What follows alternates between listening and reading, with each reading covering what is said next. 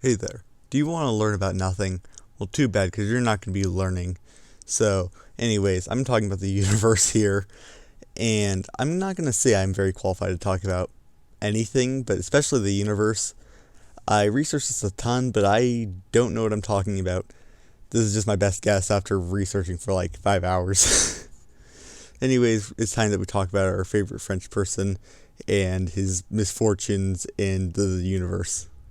So it all starts with some French dude named Georges Lemaitre. He essentially was all like, you know what? What if the universe were to have all started from a singularity and went kablooey?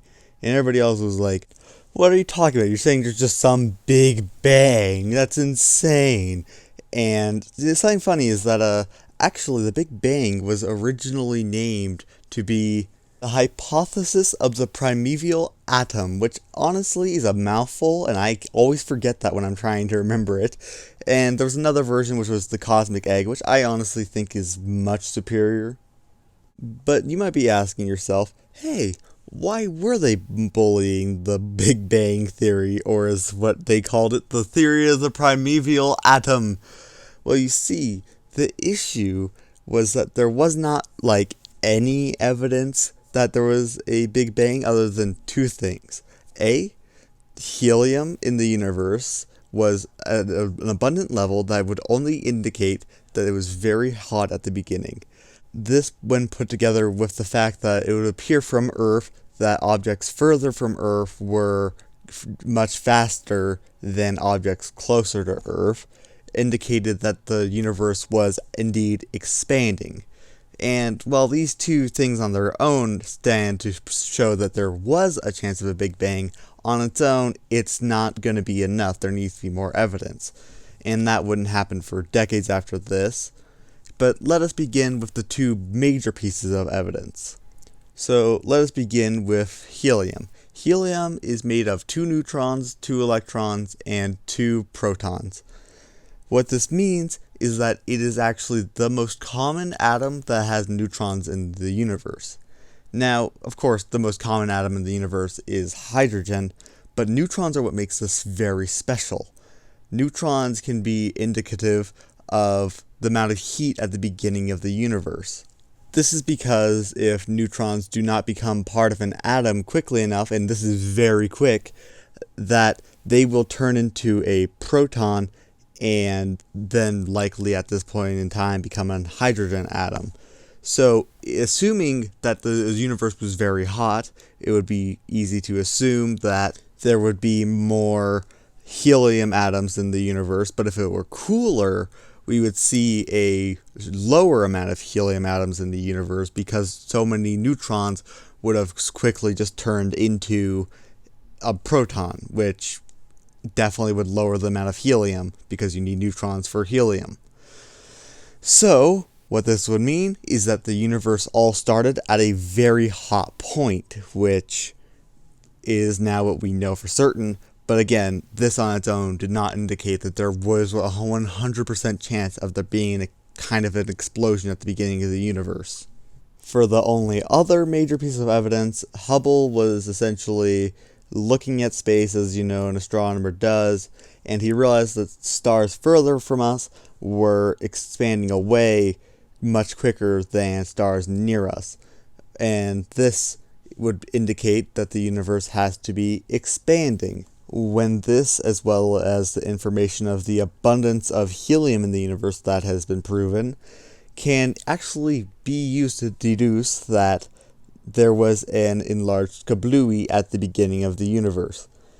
Now, this isn't on its own enough to actually prove anything, so we had to use a much, much more complex system far in the future. And I'm going to tell you now, it's related to microwaves. Now, if we take this definitely accurate to scale universe, and I'm not going to say if it's a circle, what shape it is, but this is just a good example.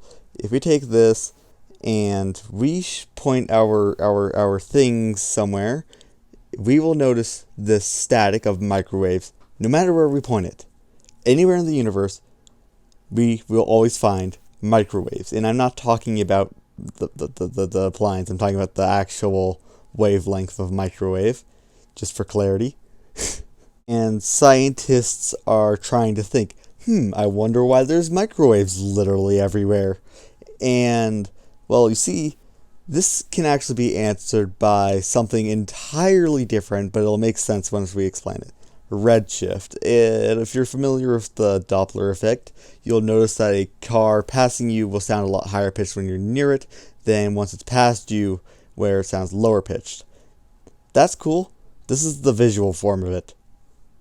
If you somehow got an observer with perfect visual reflex, you could technically have two people see entirely different colors of the same light, because if a light is going 0.9 times the speed of light, which is very quick, one person would see the light as red while another would see it as blue. Whoever the light is moving towards would see it as a much redder color than whoever it's moving forward to.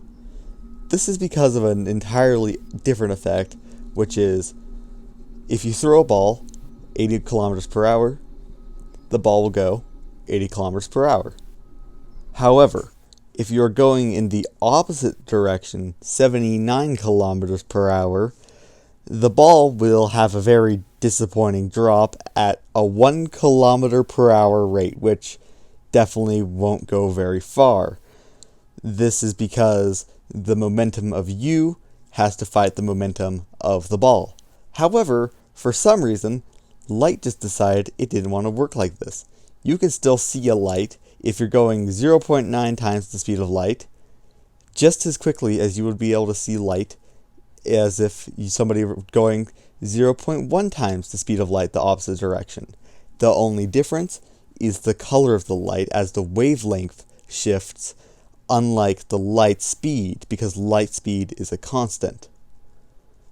So what this is saying that the universe is having a redshift as the universe has light coming from the edge of the universe due to the great heat that is getting redshift down below the visible light spectrum into microwaves. Or in other words, we are getting information from the edge of the universe extremely far away, 13.6 billion light years away, and we're getting information, and this information says that there was indeed an enlarged kablooey at the very beginning. Well, that is all for this video. Thank you for watching, and remember to take a shower at least once a century.